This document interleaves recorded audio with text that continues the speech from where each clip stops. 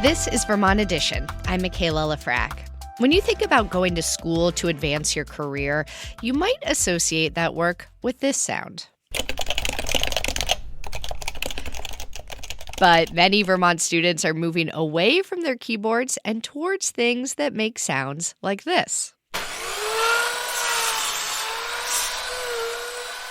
This hour, we are taking a close look at the trades. Programs for careers like welding, construction, and automotive tech are in hot demand, including in Vermont. A recent report by Vermont Public found that enrollment is up statewide at most of Vermont's 17 career and technical education centers. It's a nationwide trend, and it's earned Gen Z the nickname the Tool Belt Generation. Later in the hour, we'll talk with a tech center director and an instructor about what's going on inside the region's CTE classrooms. And we want to hear from you. If you work in the trades, how have you seen demand for your work shift over recent years? And what advice would you give a young person looking to enter your trade? You can give us a call this hour at 800-639-2211 or send us an email to vermontedition@vermontpublic.org. But first, let's learn a bit more about current labor needs in Vermont. Here to guide us is Richard Wobby, Executive Vice President at the Associated General Contractors of Vermont. It's the state chapter of a nationwide organization that represents the interests of construction industry professionals. Richard, welcome. Welcome. How are you doing today? Doing well. So glad to have you. And we are also joined by Kendal Smith, the Deputy Commissioner at the Vermont Department of Labor. Kendal, welcome. Kendal, are you with us? Yes. Good afternoon. Hi, Kendal. Richard, your organization is the largest provider of construction training in Vermont. What kind of skills can people learn from AGC?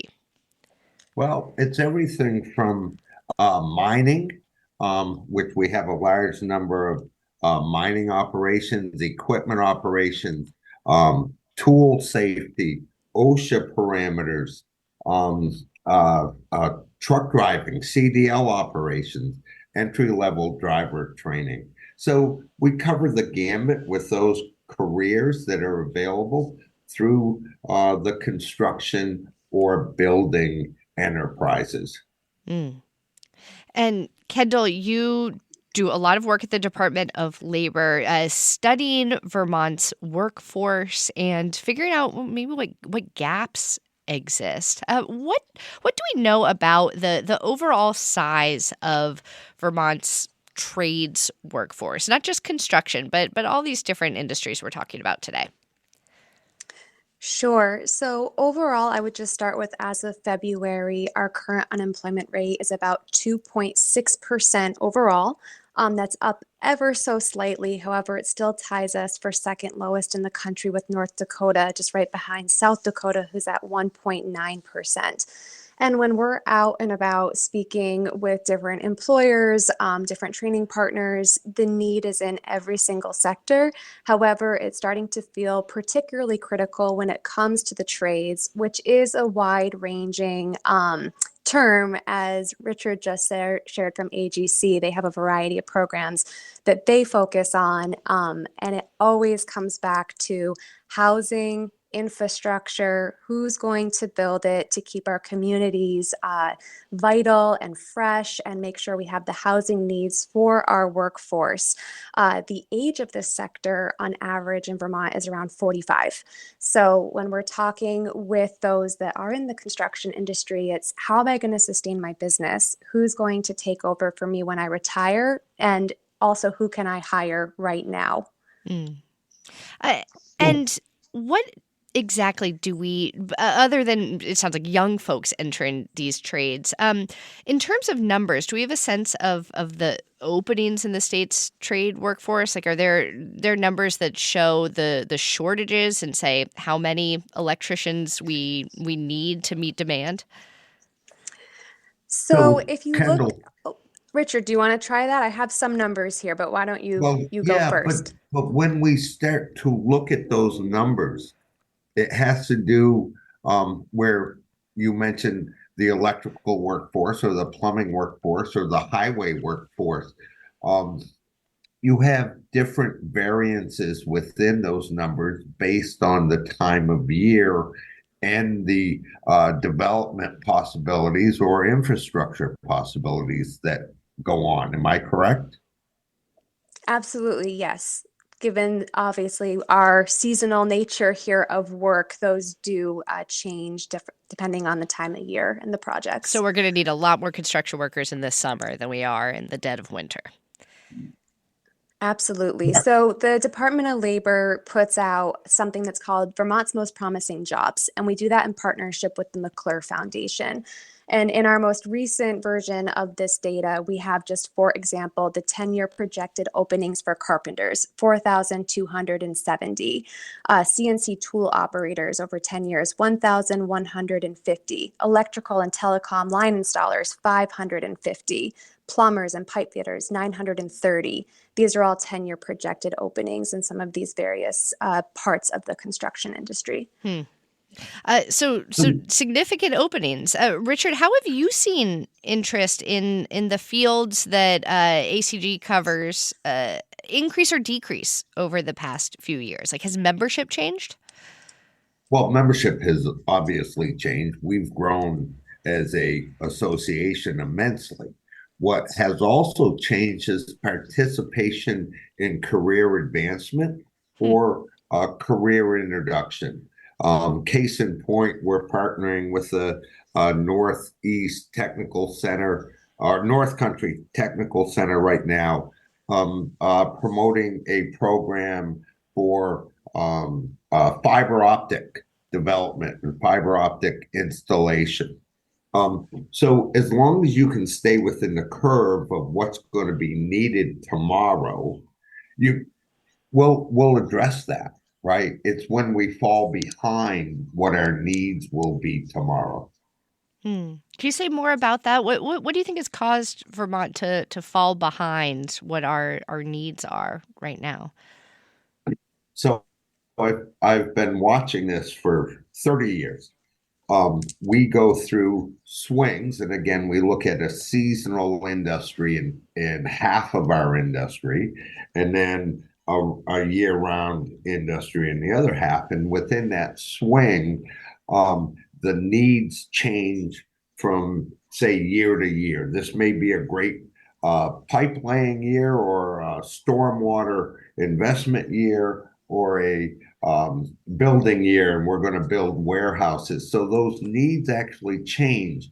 So that workforce that we're introducing or bringing into plan for tomorrow has to be somewhat versatile in what they're doing. And we as providers, training providers, have to be just as versatile, except we've got to be able to see through funding mechanisms or through need what tomorrow's going to look like.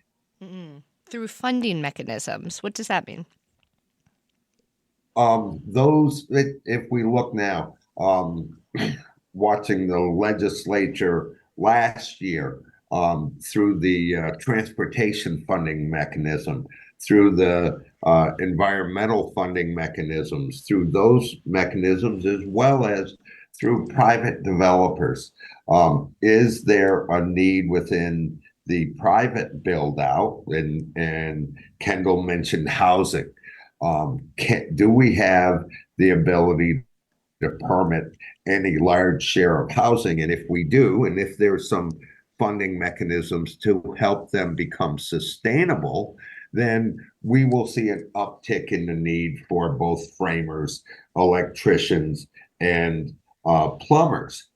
If that does not become sustainable, then again, your shift in construction will remain in the infrastructure world, whether it's bridges or highways or looking at the environmental side.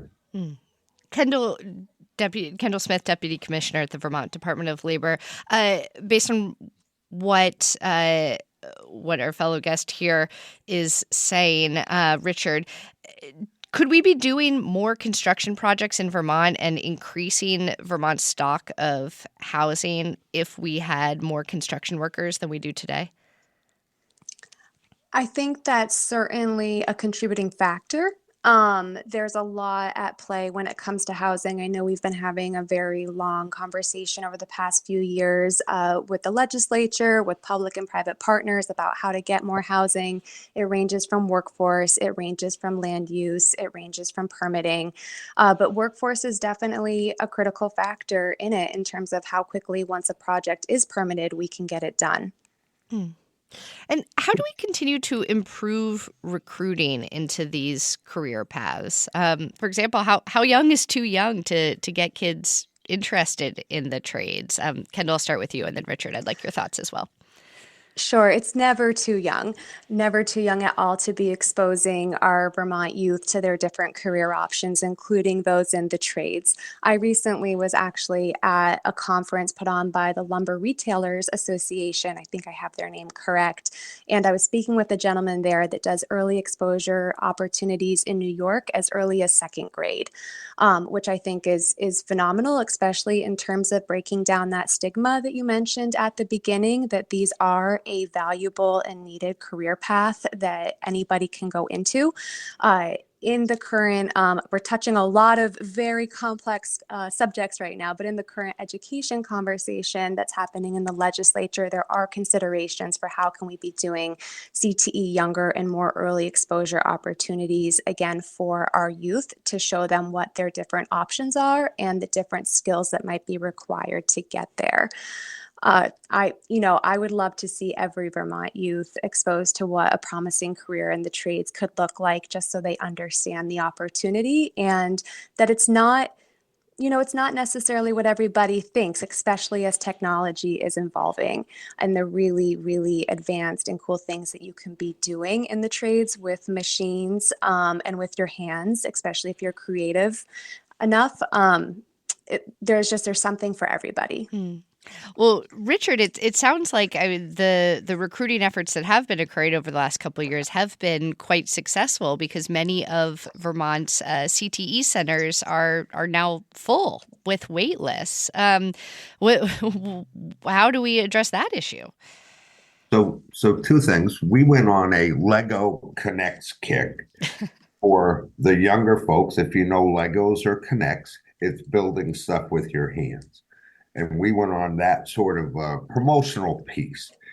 Once we've done that, or did that, your career centers, and they all aren't in the same ball game. You've got a couple that are maxed out, and I think we have to take advantage of off times and different times to introduce, whether it's adult learners or post graduates, to this career and better utilize our career technical centers in a different way in order to deliver that workforce and that replacement workforce that's going to be needed going forward.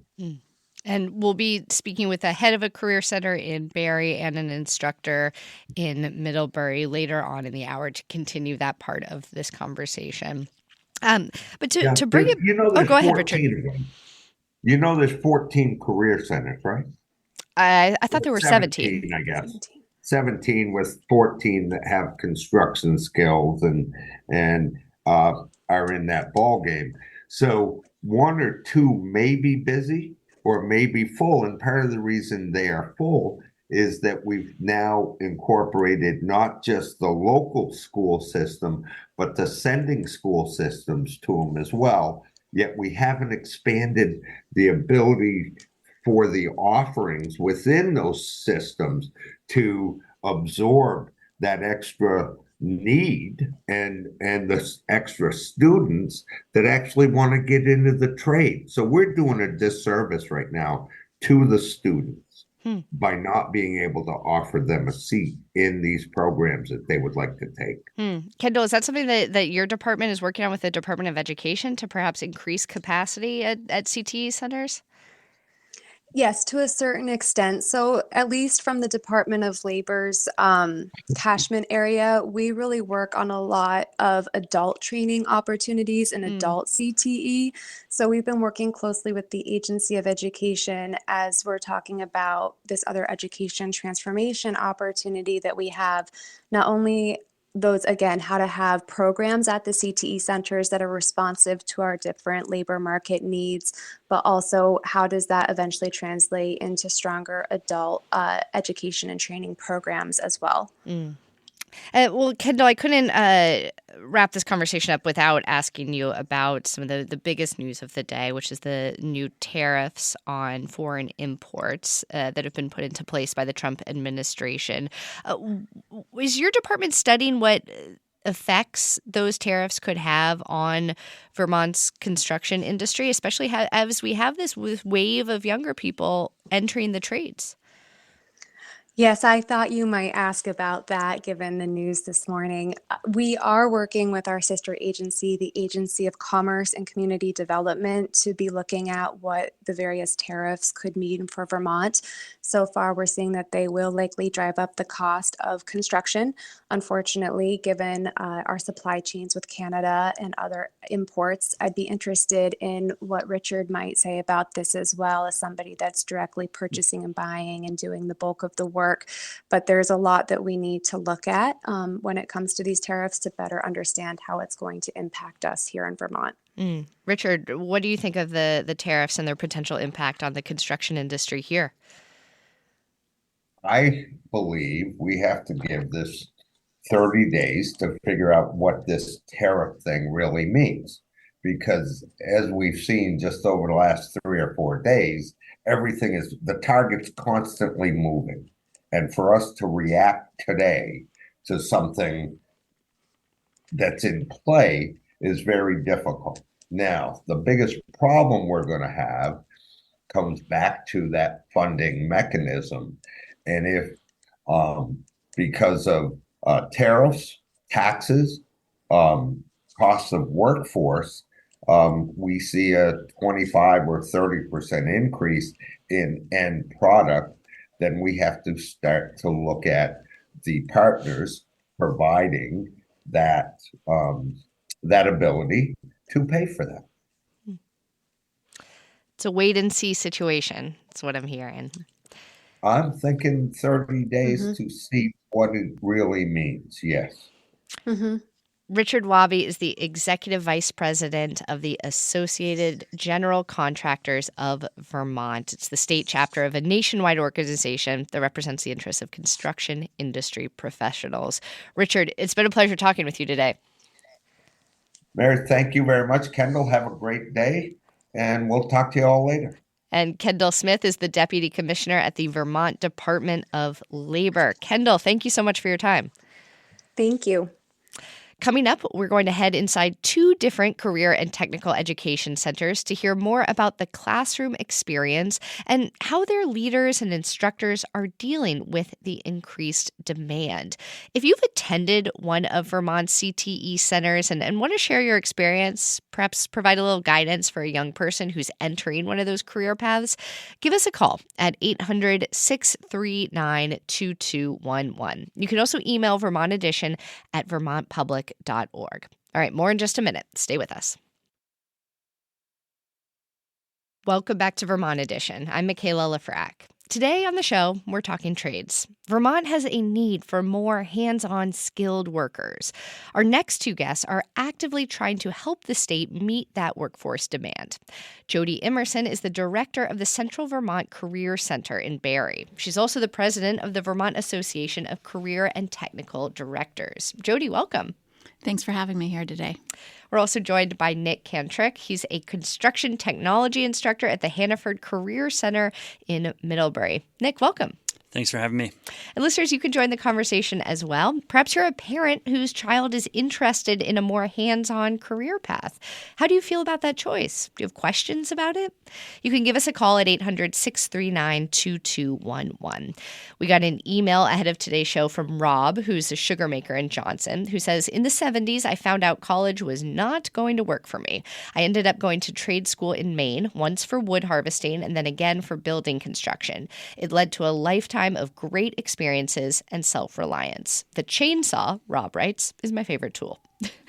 I mentioned at the top of the show, Jody and Nick, that Gen Z, which ranges in age from 13 to 28-year-olds, seems to be choosing trade schools instead of four-year universities more than previous generations were, and it's earned them the nickname the Tool Belt generation. We got an email ahead of the show from Paul in Heinsberg, who flagged this article in the Cowboy State Daily, which is a news outlet in Wyoming.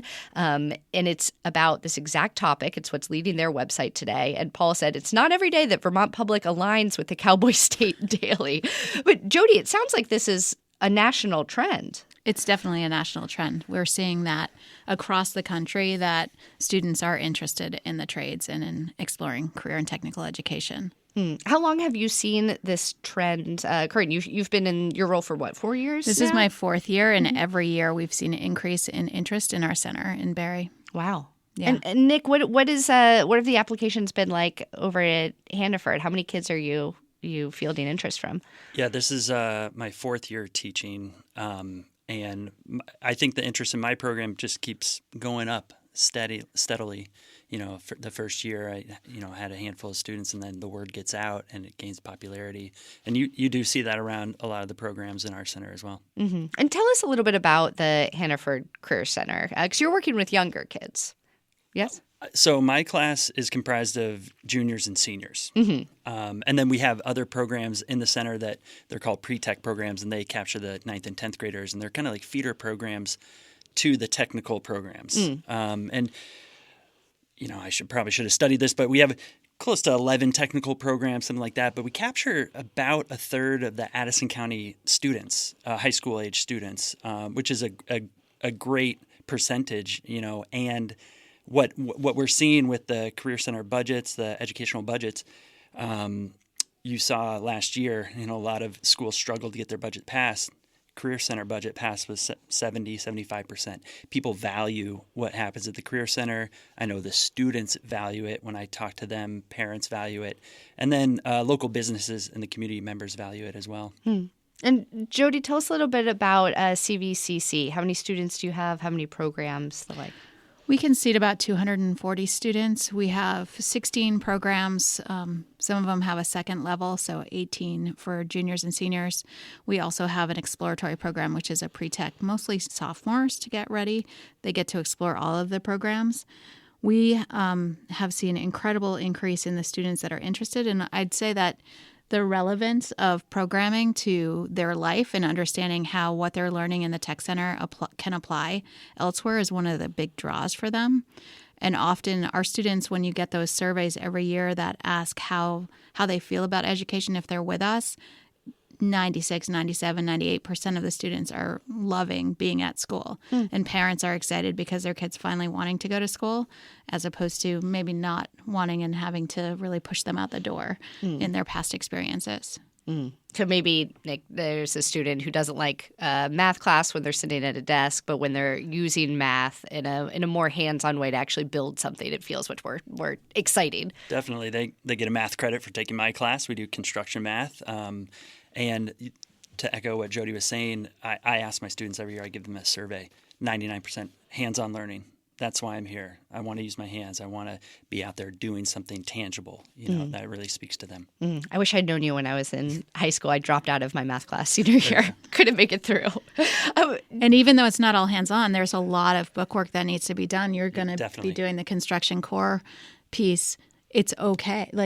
It's not as harmful or feel as bad as being in a class sitting at a desk with a bunch of people, because you can see how it applies to what you want to do. And so it makes sense. And I can sit down and read this college level text and answer these questions and move through that because it applies to what I really care about and want to do.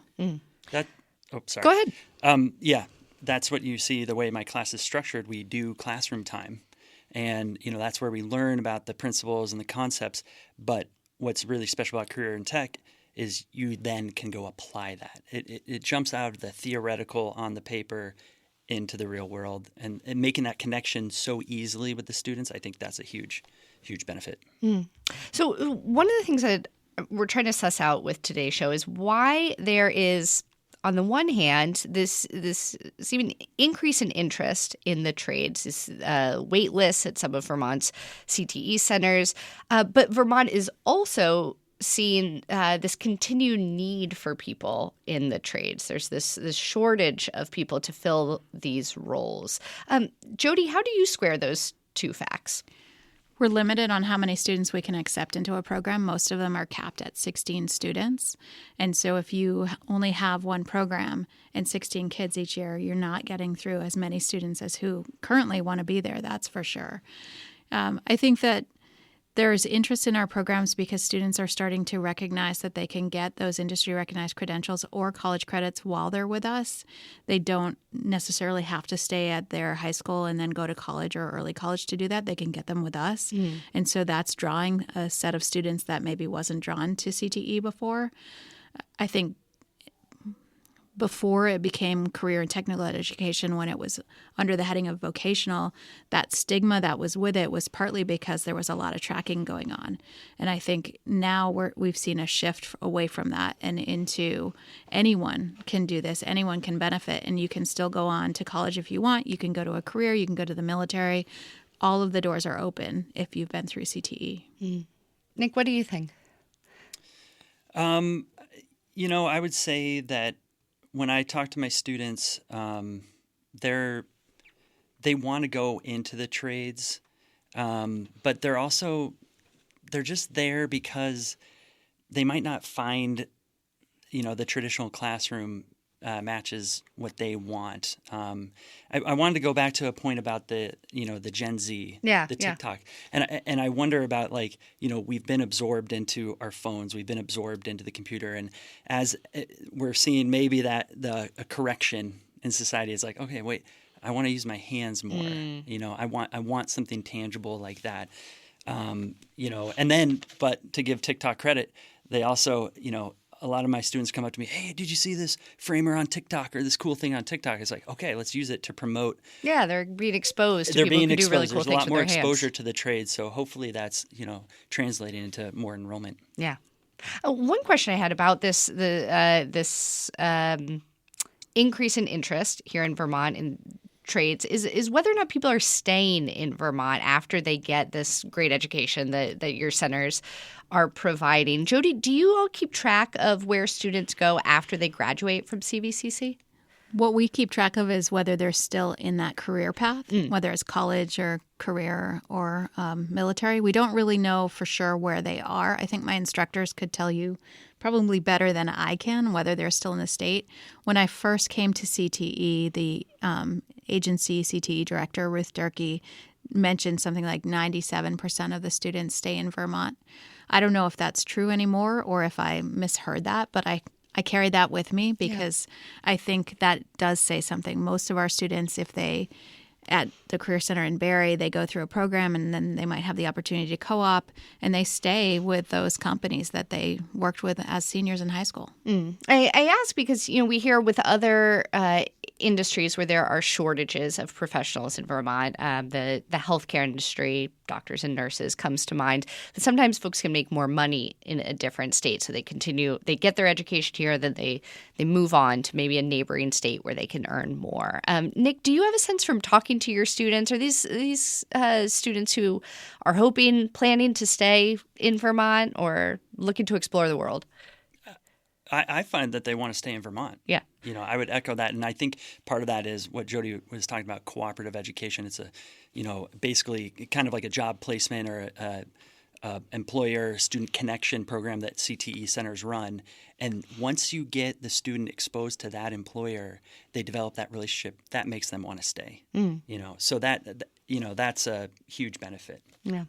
Well, let's take some calls from listeners. We have Leonard calling in from White River Junction. Leonard, you're on the air. Go ahead. Hello, yes, I'm interested in your call. Applies to me because I graduated from Hartford High in 1972, and I spent 2 years in trade school electrical system. Mm-hmm. And the best part was we actually got to go out on the job and work on basically teachers' houses that needed repairs. So we actually got field experience rather than just sitting in the classroom. Wow, mutually beneficial for you and the teachers. That's great. And my guidance counselors, they wanted me to go to a technical college, and I figured that I would be better off doing 4 years of practical field experience rather than 4 years in a technical college. And I've never been sorry because of that choice. Well, Leonard, before we let you go, since you've been doing this work for, looks like, more than 50 years, any advice for a young person today who might want to follow your same career path? Yep. I would go out and get employed with a small firm. We have a large firm in our area called Trumbull Nelson, and if I joined that, I would have probably spent the first year doing nothing but cleanup and small odds and ends. But because I worked with a small company of only 4 people, I got to do everything, from roofing to siding to sheetrock, all the different things. So that was quite an experience to do. Well, Leonard, thank you so much for calling in, telling us about your career. We also have Paul in Burlington on the line. Paul, go ahead. Hi, thanks for taking my call. I am an automotive mechanic in Burlington, Vermont. And yeah, I just love hearing this on the show today because, yeah, the need for more mechanics and trades in general, especially in this state, is super needed.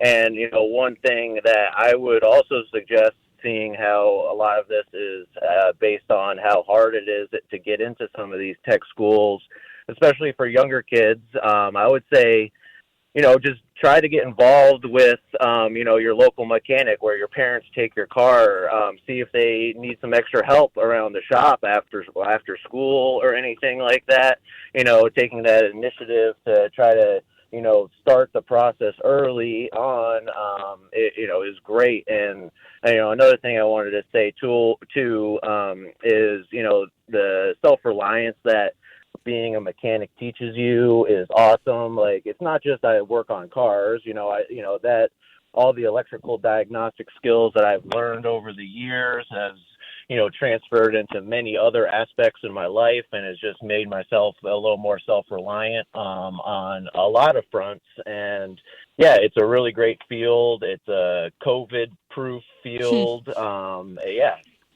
Well, Paul, thanks so much for calling in and telling us about your work in the auto mechanics industry. You were getting a lot of head nods from our guest, Nick Cantrick, with the Hannaford Career Center here, especially when you were talking about self-reliance. Nick, is that something that you're trying to imbue with your students as you're also teaching them hard skills? Yeah, one thing that I love to ask my students at the beginning of the year is, like, you know, what is your hope? What are your goals with the skills that you're going to come out of this class? And a lot of people want to build their own house, you know, and we talk about that, you know, it's like this big dream of theirs. And, but to Paul's point, the skills that you learn, I mean, even if you don't go into a career in the construction trades, you're probably going to be a homeowner someday, or you're going to be renting, you're going to need to fix things. And, you know, these skills are invaluable for that.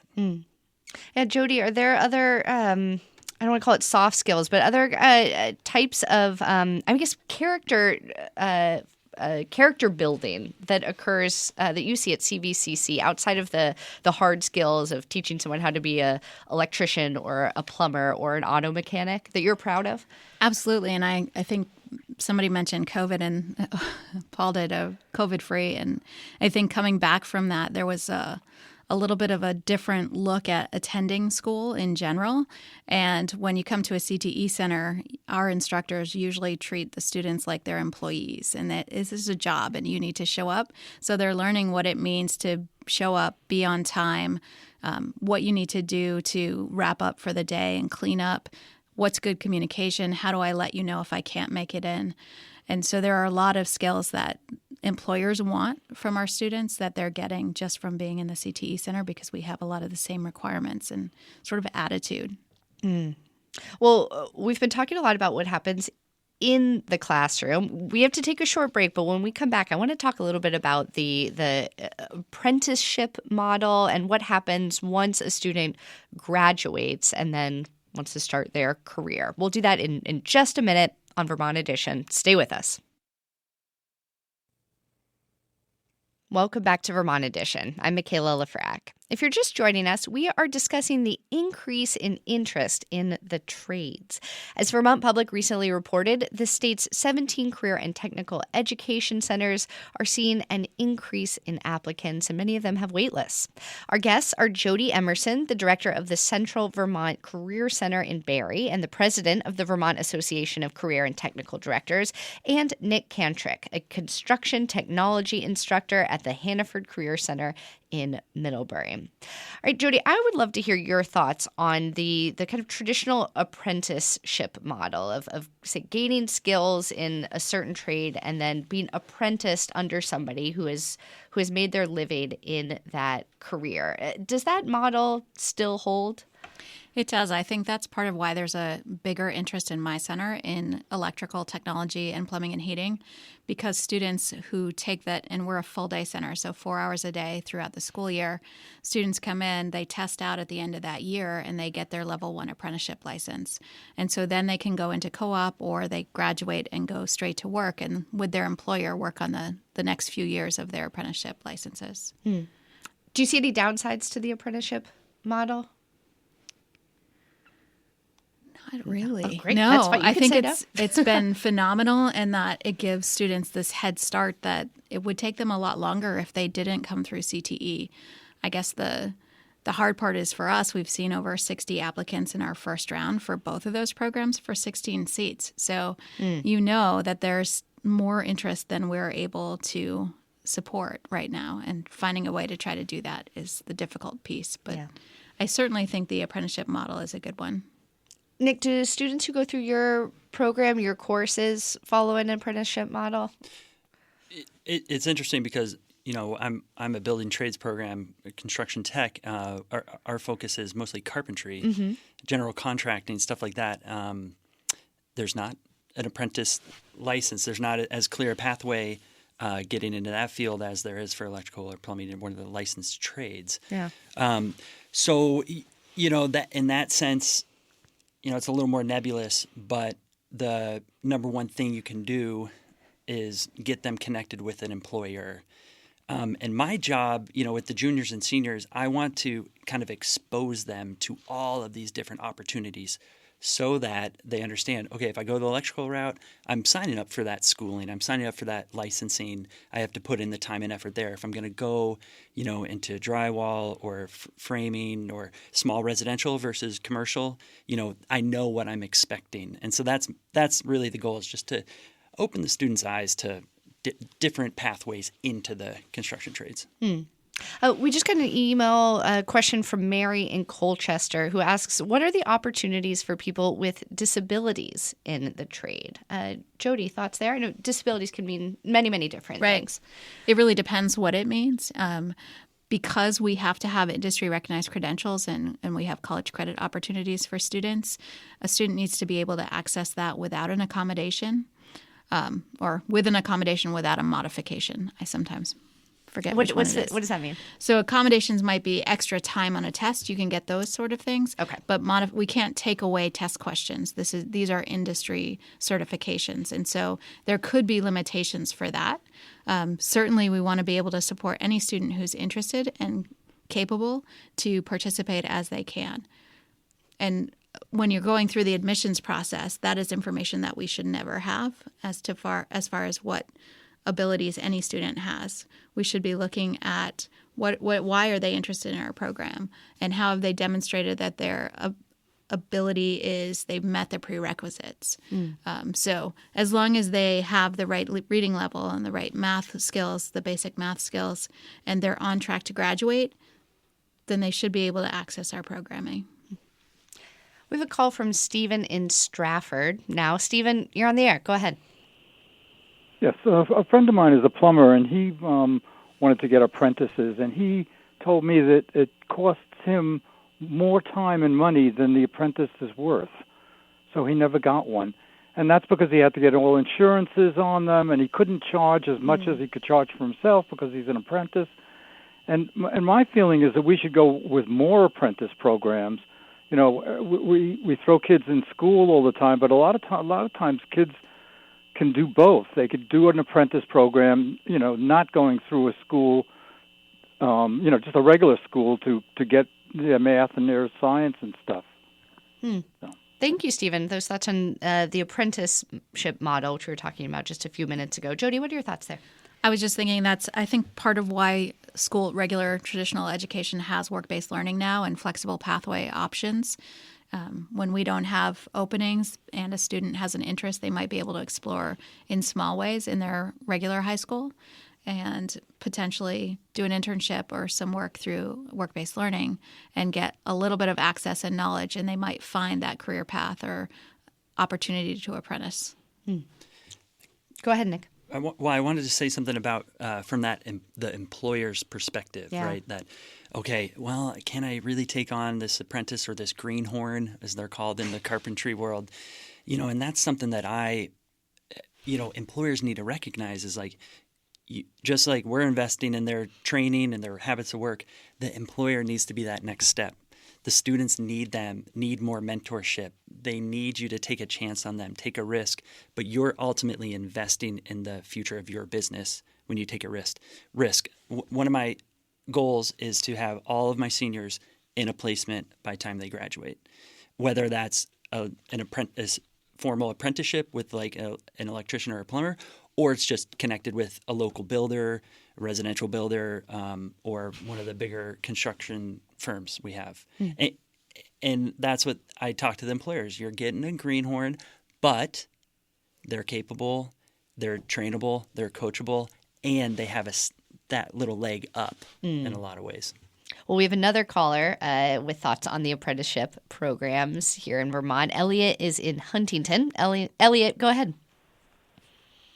Hey there, this is Elliot Lothrop from Building Heritage and the Vermont Youth Conservation Corps, and just wanted to let folks know about a pre-apprenticeship program that we put together that we are starting out on in just a couple months here in June. We'll be taking on 5 young folks for 17 weeks, and it's a pre-apprenticeship program that plugs into a larger apprenticeship program that the Timber Framers Guild has, and ultimately folks will go through a 2,000 to 3,000 hour apprenticeship program through the Timber Framers Guild and end up journey workers. And so the Vermont Youth Conservation Corps has this program that's going to plug into that with 5 young folks starting in June. Very cool. Thanks so much, Elliot, for letting us know about this program. Yeah. Nick, have you worked with them before? No, I haven't. And this is awesome. You know, this is the whole point of these conversations is to learn more. What's out there? And it always amazes me how many opportunities there are and how many cool programs are happening and how many people are investing into the youth to get them jobs, meaningful jobs, high-wage jobs, and stay in Vermont. Yeah. Well, speaking of that investment that's needed to grow Vermont's cadre of tradespeople, Jody, I know that Governor Phil Scott speaks often about the importance of career and technical education, as many legislators in Vermont.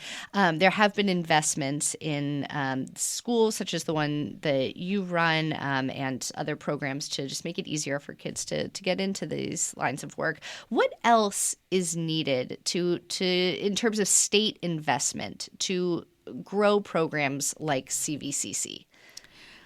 I think we have a document, the VACTED Association has a document from like 1999 of this 10 centers that need to be upgraded. And that's the Vermont Association of Career and Technical Directors. Yes. So there's definitely some facilities work that needs to be done. This is true not just for CTE, but for all of education. And to be clear, you know the people who could do that work. You just need the money for it. Right. Absolutely. We need the funding. We need to find ways to expand options. Yeah.